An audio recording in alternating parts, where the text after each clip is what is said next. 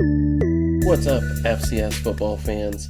This is Ben Schleiger, your fearless leader, and I am rocking it solo tonight. Just me talking about FCS football for the past 2 weeks. Have been a little busy down in Mexico getting some vacation time on, so schedule is a little wonky. Reception was not good down there. Wi-Fi was unstable. So apologies for having to do a 2-week recap here, but FCS football has not disappointed. Big Sky football has not disappointed. It's been a crazy couple weeks. Chris and I will update you on the pick'ems as we get Chris back. Pretty sure it's not in my favor, most likely. I know around the FCS, a lot of chaos. As we come down to playoff hopefuls, we start to see who's going to take the conference titles, who's going to be moving on to playoffs, who's a playoff fringe team, who's playing spoiler and has nothing to stop them and just ruining somebody else's season.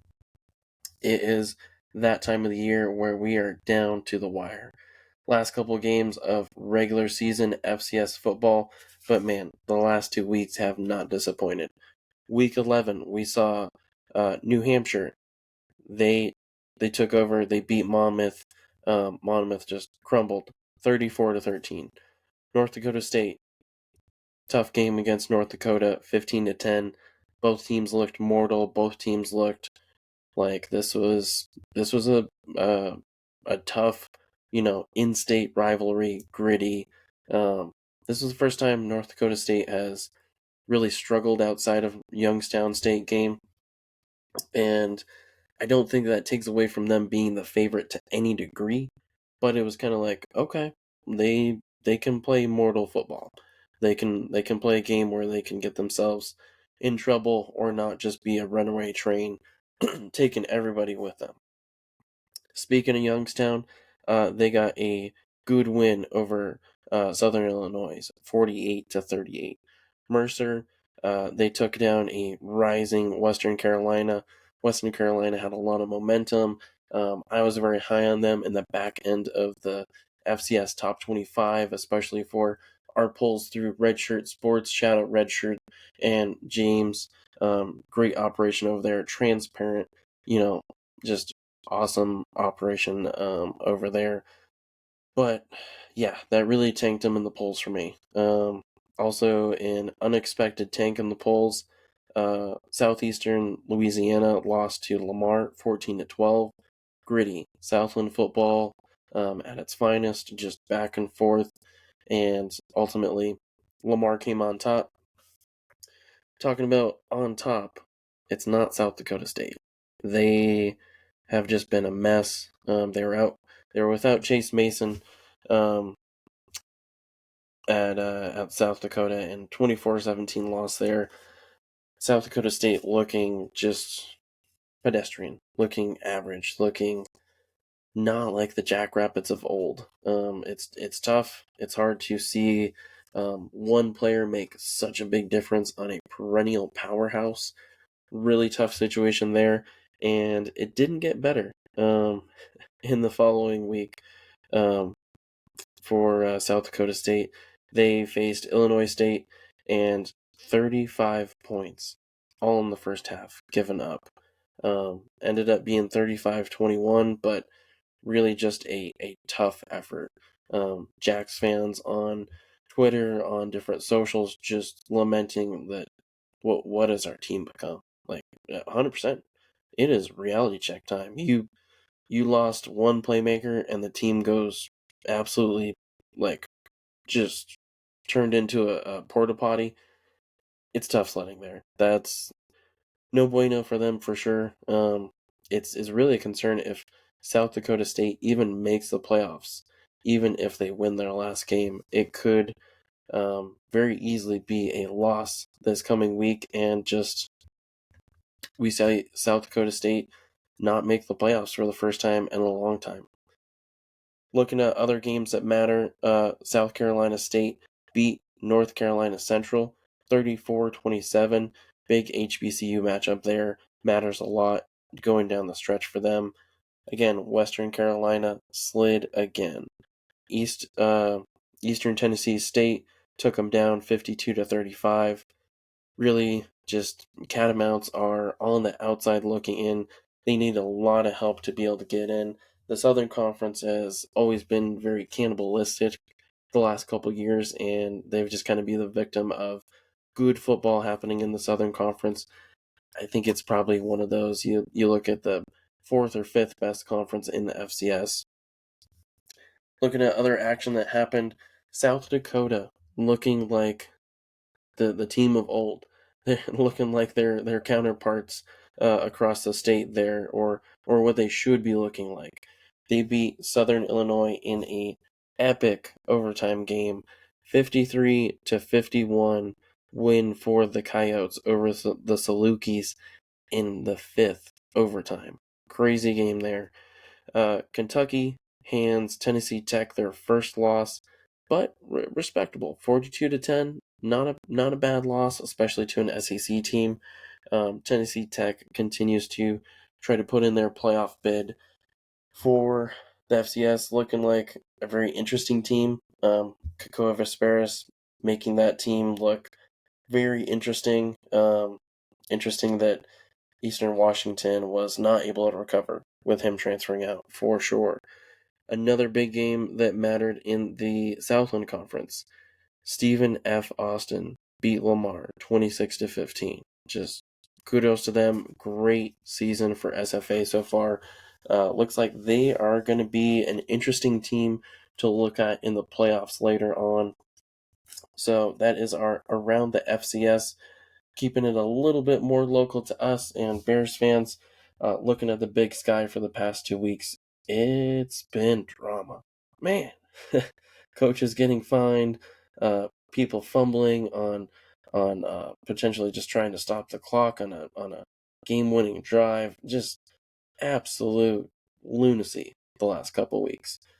Montana escapes uh, a narrow win over Eastern Washington. Quarterback had the ball on the 5, went to just kneel it down or just bike it down, just stop the clock. Fumble. Just it goes to Montana, and that's all she wrote. That it just horrible. Eastern didn't get a chance to play a gigantic spoiler moment there. Rough one for the Eags. Looking at Montana State, they took care of business against Weber State, 66-14. Somehow scored more points than they did against the Bears. Kind of a shame we didn't play Weber State this year. That might have been a competitive game. Same thing with Cal Poly. That might have been interesting as well. Idaho State, 4-6 on the year after a win over Cal Poly. Just a weird 4-6 team. They've had a weird season for sure. Jordan Cook and Dason Brooks continue to just be an electric duo that take the land and air by storm over there. They beat Cal Poly 27-17. Sacramento State, they hand Portland State their 9th loss of the season. Rough one for the Vikings. Just what can you say? Rodney Hammond Jr. just absolutely destroying them. 191 yards and 2 touchdowns. Just it's rough. Sacramento State continues on their playoff bid, and that was a great step for them. We talked about Bears falling in Flagstaff for NAU's homecoming. Just ugly early, ugly often. Bears fans just suffering through this game. Got to see some step up from some freshmen, which was awesome. Got Miles McClarty involved. Great moments to hang on to us for there. UC Davis, they took care of business in Idaho at the Kibbe Dome, 28-14. UC Davis kind of, one of those floating around top 10, top 15 teams, just kind of hanging around, just kind of, lurking, seeing what's available for ripe and stealing. Who weren't stealing? The Bears. They weren't stealing a win from Cheney. It wasn't going to happen. A strange Eastern Washington team. Very disappointing in the beginning of the year, and freshman Jake Shakel comes out of nowhere the past couple weeks. lights it up for almost 300 yards and 2 touchdowns, and 5 interceptions for Eastern over the Bears. Just tough pill to swallow. Thankfully, 1 touchdown, but hey, the 1 touchdown's not going to win you many, if any, games in the Big Sky or across anywhere in the FCS. NAU, they continued their playoff bid, really made Pennington work for it. 356 yards and 4 touchdowns over Cal Poly in Flagstaff, 35-27. So good job for the Lumberjacks. 1 more win gets them a pretty safe bid in the playoffs, potentially even a good, favorable chance for a home game necessarily. 7-4, 7-5, you can make it, but each year it's getting tougher for the Big Sky to put those resumes out there and be like, hey, we're Big Sky, 7 wins, that's pretty good.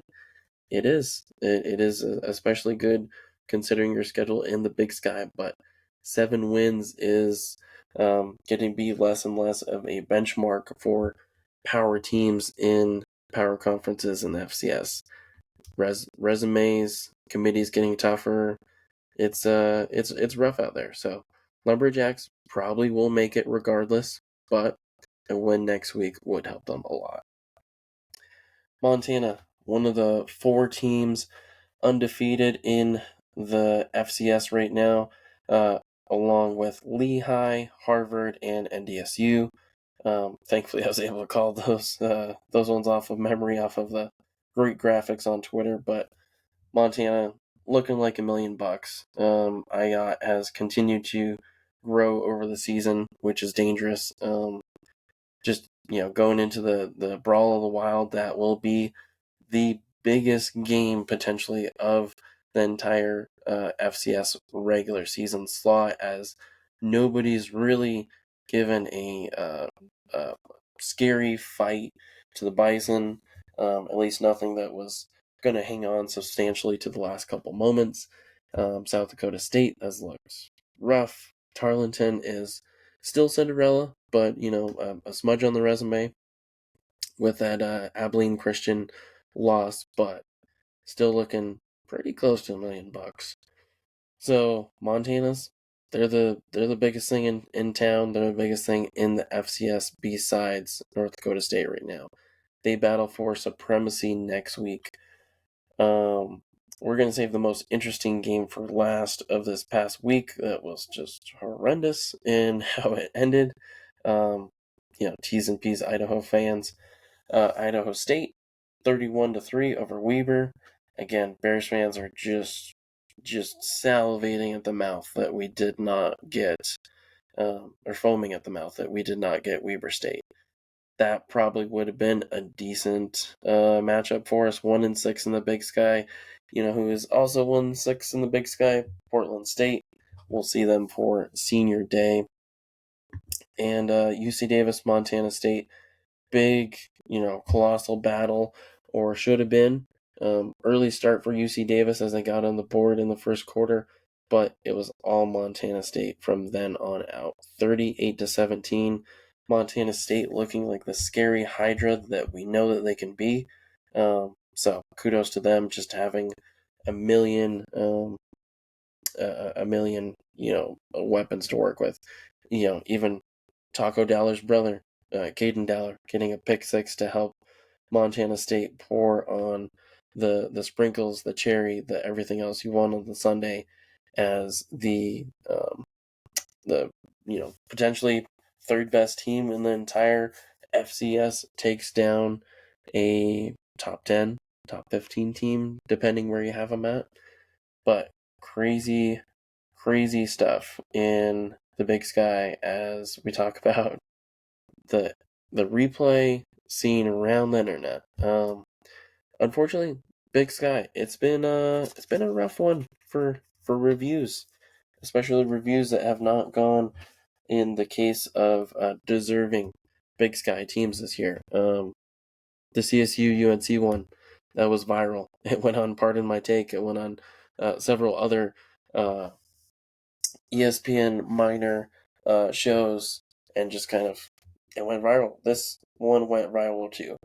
A obviously out of bounds Sacramento State player was ruled inbounds, and they did not have the fan video perspective that has been circulating online, and even coach from Idaho, he posted it. It has been since taken down, as it was a $2,500 fine for him.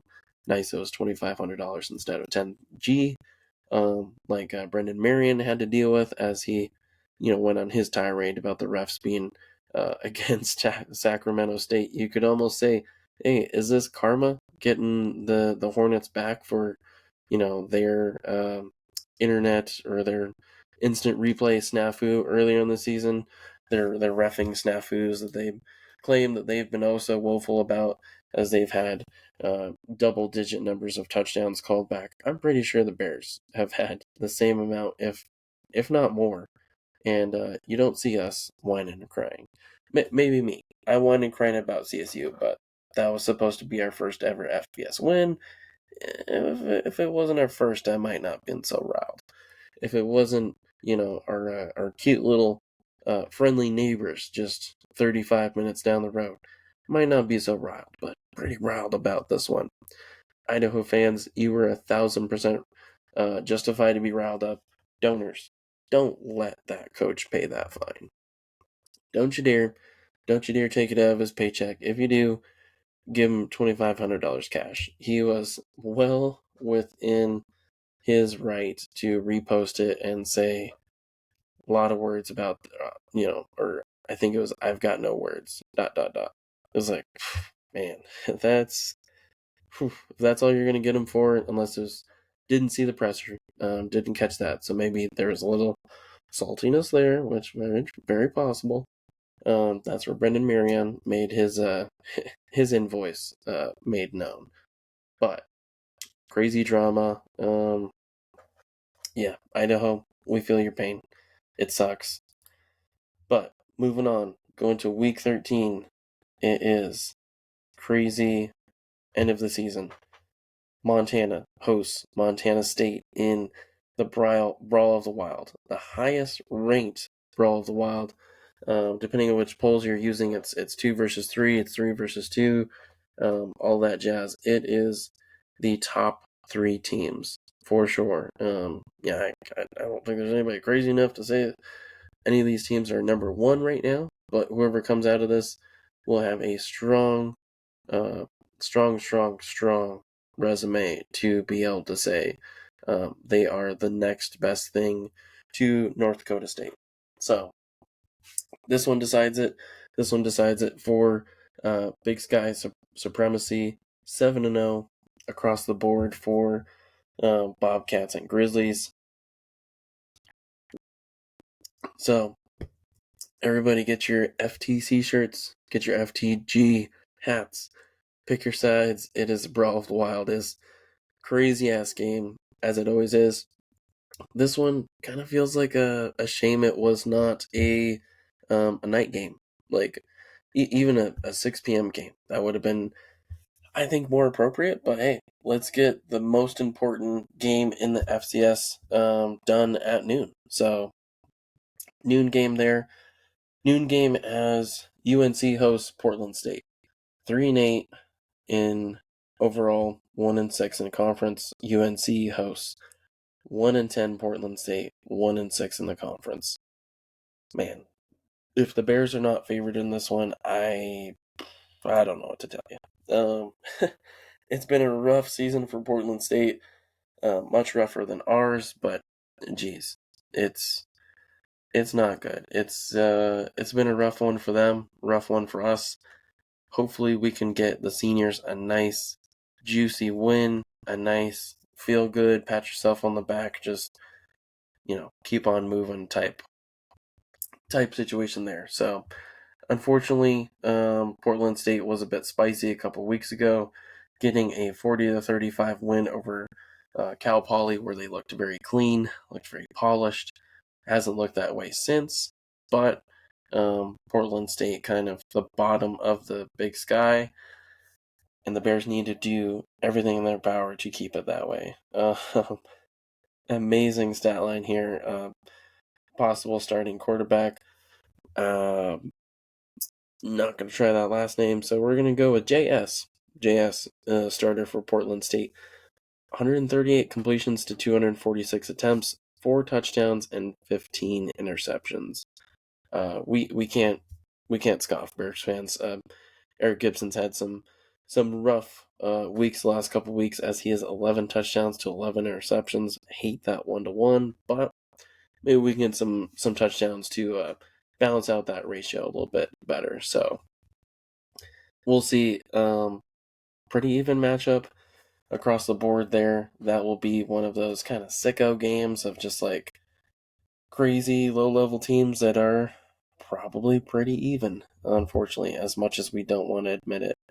NAU will be going to Ogden, Utah to face Weber State. NAU 7-4, Weber State 3-8. Should be a win for the Lumberjacks, but you never know. Northern Arizona, they need this to get to playoffs. Not getting this significantly hurts their chances, could put them on the outside looking in, could put them as first 4 out. If they win, it could put them in decent position to potentially host a lower level game.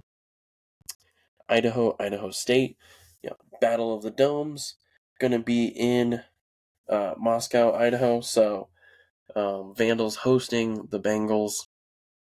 Should be a good one there. Kind of topsy-turvy seasons for both of those teams. Interesting game of the week, we'll save for last. Eastern Washington, Cal Poly. Just Eastern's on a hot streak. Cal Poly's a little bit like a flat soda the last couple weeks. Eastern probably should go to San Luis Obispo and have a good vacation for their last week there. Sacramento State, UC Davis. I'm thinking this is potentially game of the week. We will take a look at the rest of the FCS schedule and make an official pick on that. But Sacramento State 7-4, UC Davis 7-3.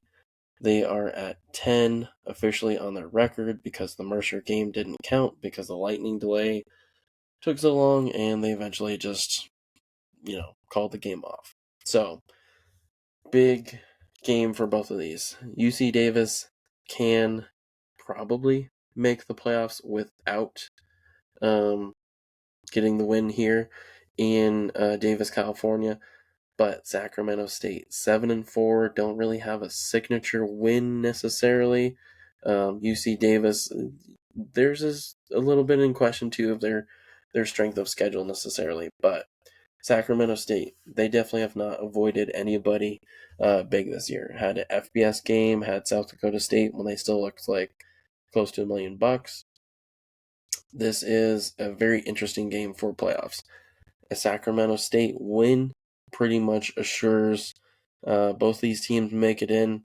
A UC Davis win could ensure the Aggies for sure, and Hornets could be in that weird, dangerous era that Northern Arizona is also in, of just like winning you're in. If you don't, you're gonna be sitting and waiting and hoping that your name gets called on the TV for Selection Sunday. So, looking at the FCS as a whole, we're gonna see what kind of the games of the week are there.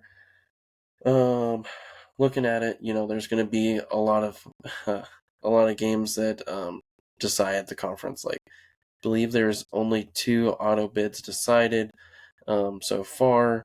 One of those, I believe, was North Dakota State. The other one was Mercer. So, a lot of tickets to be punched for automatic qualifiers, and a lot of resumes to be strengthened or hurt this week, as playoffs will be just right around the corner, right after Turkey Day. So looking at it, there's the perennial, we'll do the SEC Cupcake Parade, yay!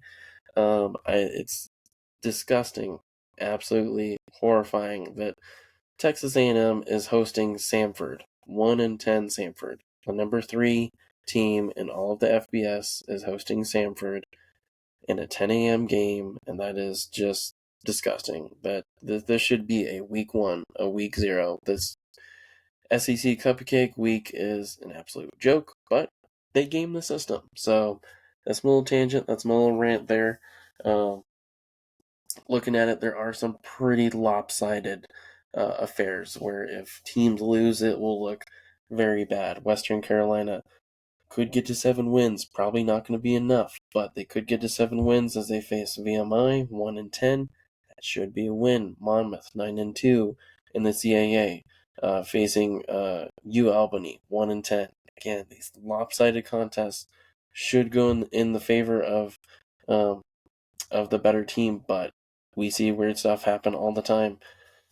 Big game in the Ivy League. I believe Yale and Harvard would split the Ivy League, potentially if Yale wins, as they are 5-1 in conference, and Harvard is 6-0. Harvard's 9-0 on the year, has not lost a game yet, and they play their final game in the rivalry game at Yale. Be an interesting one over there in New Haven, Connecticut. Looking down through the roster, the rivalry. The oldest one out there in college football, Lehigh travels to Lafayette. This will be for the Patriot League title. 11-0 Lafayette, looking like $1 million in some people's top fives even, as they travel to Fisher Stadium in Easton, Pennsylvania. Lafayette has a big chance here to be spoiler. This could be crazy. This could be great for them. Looking down the rest of it, a lot of lopsided matchups. Villanova Sacred Heart, kind of one of those interesting games you don't expect to be good. The Sacred Heart has been scrappy throughout the year, but Villanova should take that game. Looking through the rest of it, MEAC title should be on the line with Deshaun Jackson's Delaware State Hornets, 8-3, hosting the South Carolina Bulldogs at 8-3, both 4-0 in the MEAC. This is huge, as this plays into who takes over the driver's seat for Celebration Bowl later in the year, as those who celebrate that is the HBCU national title for those guys, and just great game, great production. Battle of the Bands, fantastic. Fifth quarter, fantastic. Delaware State, huge rise to prominence. A perennial bottom feeder, becoming an interesting, flashy team. Very cool, very interesting. That should be some scrappy football there. I think it's going to be a barn burner, personally. Just the way that Delaware State has played the last couple weeks. Illinois State hosting Southern Illinois. Big game there, as Southern Illinois has to win to have any chance at being a fringe team. More than likely not going to make the playoffs, but 8-3 Illinois State. They need to strengthen their resume. They need to give a reason to be high in the seeding. Going through the rest of this as we get to the 11 a.m. There's just so many games, good football. Hate Alabama playing Eastern Illinois. Hate Auburn playing Mercer. Mercer 9-1. These are games that don't need to be scheduled, folks. Like, I understand the money factor of it. I get that, but these don't need to happen. Not one bit. Mercer 9-1 going to Auburn 4-6 could be interesting. I would tune in for the first half. Again, it's an SEC team, so they should be built different. It should not be in doubt, but Mercer, very scrappy. Been very pissed off since that rain delay game that got called off as they were trying to make a comeback against UC Davis. I would keep an eye on them being a potential spoiler, potentially competitive against an SEC team. Looking at the rest of it, I just don't think South Dakota State, North Dakota is going to be an interesting game. Even with Chase Mason, North Dakota has looked very scrappy, very decent. Going to be one of those games where they have to be the team of old. If they're not the team of old, a lot of people, consensus online, they lose and they're out. even at a 7-win team with as much as they've done, as much as their strength of schedule is, it's not going to be enough if they don't win. It's just plain and simple. Looking throughout the rest of this, personally, I think our game of the week still lies in the Big Sky with Sacramento State, UC Davis. Still, just teams that have had a good season for sure. But just need that last win to be for sure. If I had to say somebody outside of there, Austin P. Tarleton State could be interesting. Tarleton State should have the upper hand. I'm gonna say Lehigh Lafayette. I think that should be the game of the week, so I'll make Chris pick against that one. I think we could even have two. Shoot, let's have two. Let's do 2 games of the week. So I'm gonna pick Lehigh. I feel like this game, being a rivalry game, is gonna be close. Could even go to overtime. Could even be last kick wins it. But I'm gonna pick a close game. We can repick these offline and post it on Twitter of the SEC or the FCS spreads and whatnot. Unfortunately, it's just getting late and I don't have access to those. But we'll pick against those. Montana, I'm gonna pick the money line bet there. I think it being in Missoula, just so many weapons. This will be gritty. It'll be ugly, and I think home team wins. UNC Portland State, go Bears. NAU, Weber State. I believe Ty Pennington has enough in him. Weber State has been a dumpster fire. NAU wins and gets in the playoffs and gets a home game in the playoffs. Idaho State, Idaho. Tough one. Idaho could be very pissed off, could be ready to show something, but Jordan Cook and Dason Brooks just been very interesting. A very, very nice combo. Very, just like really, really hardworking jobbers, as you would say in the wrestling world. Just out there doing a great job. Just hasn't been all conference. Just hasn't been, necessarily enough to make a splash for playoffs. But I think Idaho State had a good season. A good season for sure. A lot of improvement. Cody Hawkins should be impressed with where his team is at. I think they take the money line win there. Sacramento State, UC Davis. Oof. I don't feel good about this one. I hate to say it. I feel like this game goes one or two ways. And I'll pick it based off of Chris's spread. But money line, I'm going Sacramento State. We'll pick the spread on Twitter and whatnot. But UC Davis, very clean team, very very scrappy. They're not on Montana State's level, but very good team overall. Sacramento State can be white hot, but they can make a lot of mistakes. I think they either come in here with a vengeance, just want to get one more splash, one more rivalry win in this matchup between these two, but they could just be a little bit too desperate, too many going forward on 4th downs, too many, just making bad ball security decisions, being too desperate to get a first down.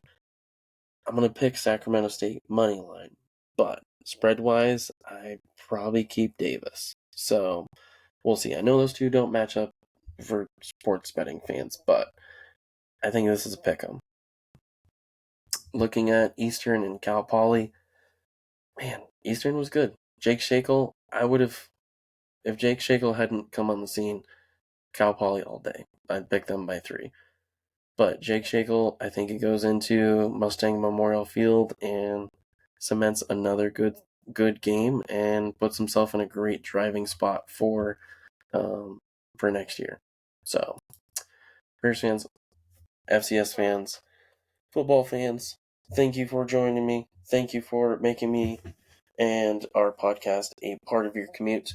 And if you're anywhere near Greeley, get down to Crave Barbecue. Premium all beef hot dogs.